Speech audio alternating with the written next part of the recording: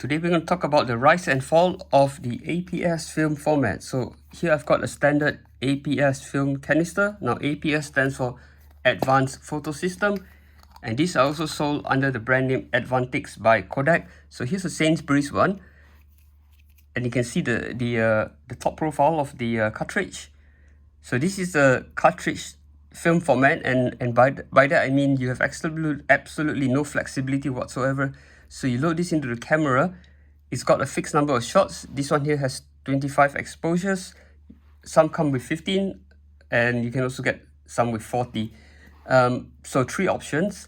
Obviously in a variety of ISOs and chemistry, so you can get black and white and slide film as well. Being a rigid format, it also led to its demise. So the APS film format is, although it's the latest, greatest and most advanced film format, it also saw its demise in 2011, just 15 years after it was introduced. And we'll talk about why in this video. So if we look at a standard 35mm film, so we can see that it's a very analog format, and this has been around for a long time now, since the late 1930s, and even today you get new manufacturers popping up every now and then, making new ones with different color emulsions and stuff. So these are really popular. Being such an old format, it's what the manufacturers started to add in the later years is this DX coding bit, that basically the exposed metal bits are conductive and the black ones are insulated. So on more advanced cameras, you get a set of pins that press up against this, and based on which pins they shot out, the camera is able to tell its chemistry and ISO. So as you probably already know, with these films, you've got to load them in and spool the end of the film onto the take-up spool in the camera. Some people tend to get that wrong or struggle with that, and that's one of the reasons the industry came up with a more advanced film format. And also the negatives had to be written to the user in strips once they're cut. Yeah, there are a few more disadvantages that we'll cover when we talk about APS. So now moving on to APS. Now I realize there's a lot to cover, so I'm just going to explain the things that APS can do that other film formats can't. So first of all, if you look at the bottom here, we can see a white plastic indicator that sits under this little black circle with different cutouts. So this tells us the state of the film. So now that it's on number 1, the circle number 1, it tells us that this film is completely unexposed. So this is a brand new film, and once it's loaded into the camera and you start taking pictures, the white dot will move to number 2, which is this semicircle cutout, and that tells us the film has some frames already exposed. So what the user can do is you can actually eject the film halfway. Typically you carry a film with, let's say, with 200 ISO or maybe 100, and then if you decide you want to shoot some indoor shots, then you may have a excuse me, 400 or 800 ISO film in your bag. And what you can do then is, on the cameras, you can press a manual rewind button, and that will spool the film back into the canister and eject. Well, you can then remove it, put in the canister of film that you want, and the camera will then advance it all the way to the next unexposed frame. Just a quick note, only the high-end cameras can do that. This Ixus Z70 is the I would say the cheapest Ixus model that can do it, and the lower models like 65 and below can't actually accept partially exposed reels of film. Now the other advantage is the film itself actually has a magnetic strip for recording digital data that runs parallel with the film itself.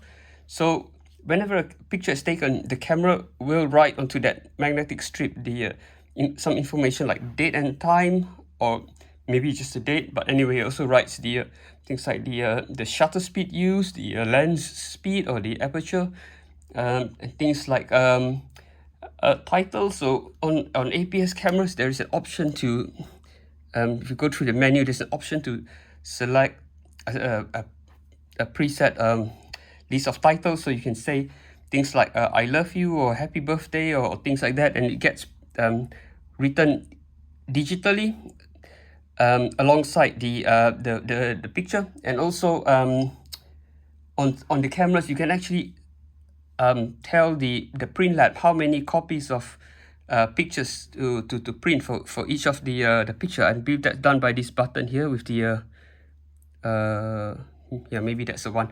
I haven't actually played around with this, but basically then the camera will then write the number of prints you want for the picture onto that magnetic strip, and the photo lab will then process your pictures accordingly. Now, because the date is written electronically, the dates on APS pictures are actually printed behind the prints rather than on the front, as you get with 35mm film. So because APS is the only film format that contains this digital magnetic recording strip, it's the only format that can offer such an option to have the dates printed on your photograph behind rather than in front. And also when the pictures are processed, you get an index sheet which shows you all the pictures in your roll of film. And also the negatives would then be wound back into the cartridge. So this white dot would then move to the position number 4, I believe. Yep. So I think what happens is when the film is fully exposed, or rather I should say the roll of film is fully exposed, the white indicator will move under X to tell you that the whole roll of film is fully exposed. And once the lab processes it, it then moves to 4, that little square over there. The negatives get wound back into this cartridge and it's returned to you like this. So it's a lot easier to store without having the to find albums to store the sheets of negatives. And also because it's a fixed film, fixed cartridge format, you also get lots of things like projectors and scanners where you can just plug this in and it knows how to find the pictures on each of the frame. Now, I guess what they thought would make things easier for customers is what led to its demise, because it made the format really rigid, and it really stopped DIY photographers from being able to process films with their own sort of chemicals or make their own films and be a bit creative and do a bit of creative photography. Now that's possible because as I mentioned, it's a very rigid and fixed format, and your frame sizes are pretty much sort of predetermined. So on each of the cameras, you get a selection of C for classic, H for HDTV, and P for panorama, and that basically changes the aspect ratio of the pictures on the frames, but you're pretty much restricted to that. Whereas with 35mm films, you can get like lomography type cameras which can even expose the sprocket parts of the frames and have really long frames or really short frames. So I've got a Lomo Kino which exposes 144 images per roll of 35mm film, and you just can't do that with APS. Now, Canon did come up with and did release some really high-end SLR cameras for APS, but they weren't very popular. But they were the ones that were able to make full use of all the features like partial rewind, and they wrote the most information on that magnetic strip and all, and you get really good lenses for them. Now, one of the biggest problems with APS is that because they're a lot smaller, the actual frame size, remember part of the negative is used to store that magnetic digital data, so the actual bit of surface that can be exposed is actually a lot smaller than what you get with 35mm film. So immediately you lose resolution because there's less surface area, so the pictures look a lot more grainy. So if you're familiar with digital cameras, you should know this. Most cheaper cameras come with something called an APS-H or APS-C sensor, and I'm sure you've heard this because most of digital SLR cameras or MILC cameras on the market have either APS-H or APS-C sensor. So basically that means the sensor size on your digital camera is exactly the same as what you would expose on an APS film based on the settings that you set here. I hope that makes sense. So now that I have it set on H for HDTV, it means that I get a certain frame size on an APS film, and that is exactly the same size as your APS-H sensor on your digital SLR camera. Now, a more expensive digital camera would have what we call a full frame sensor, which is 35 mm, and that basically matches the surface area of a 35mm film frame. And that's why full frame digital cameras cost a lot more. You simply get a bigger sensor, much higher resolution, much more information you can capture. Right, so I can see that this video has exceeded 10 minutes, so we'll cut it short now. One of the other things I will say is APS allowed cameras to be really thin. So this one here is actually quite chunky because it's got a 2.5 times zoom lens, but I've seen some that are quite a lot slimmer because all you need is a camera that can accommodate sort of the thickness of the cartridge. Oops.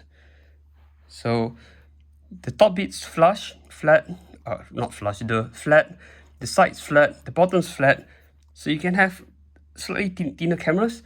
In fact, in Japan, they had disposable APS cameras as well, and they were really slim and really thin and slick ones. Yeah, like I said, this one's a bit thicker because it's got a zoom lens. And also this is, I don't know if I already mentioned, but this is Z70. This is the I guess I should say the lowest end Canon camera that accepts partially exposed APS film rolls. So with the cheaper ones or the lower end ones like Z65 and below, if your film's partially exposed and the white dot moves to number 2, you can no longer insert it into one of those cameras. It needs to be at number 1, so brand new unexposed reel. Right, so one last thing. So how does the camera know which frames have been exposed and which haven't? Well, that's because of the magnetic strip, as I mentioned earlier. So when the camera pulls the film out, it's going to read the data on that magnetic strip, and from there it's going to know which frames are exposed and which one's new. One last thing I should also mention, that the films have the information encoded magnetically as well. So remember with 35mm, I told you about the DX coding. Now with APS, there's a lot more information that they can store because it uses the digital tape, and that tells the camera all the information like the number of exposures, the ISO, the chemistry, whether it's black and white or slide film or whatever. So when you pop one of these films into the camera, the LCD screen will tell you what ISO it is and how many shots there are. Yeah, because it reads it from the magnetic strip. Right, so that's all I have for you. Thanks for watching.